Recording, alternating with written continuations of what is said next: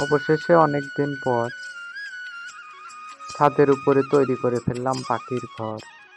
এবার ঈদের ছুটিতে বাড়িতে যাওয়ার পর থেকেই শুরু করেছিলাম ছাদে পাখির ঘর তৈরি।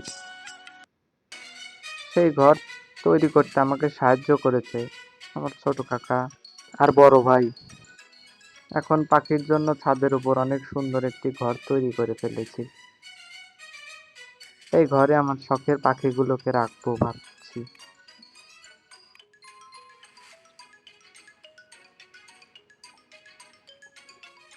এটা ঘরের মূল দৃশ্য। এখন দরজা লাগানো হয়নি।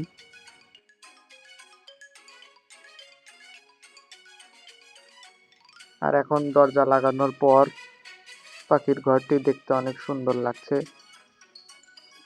আর শেষের দিকে এখন পাখি ছাড়ার পালা।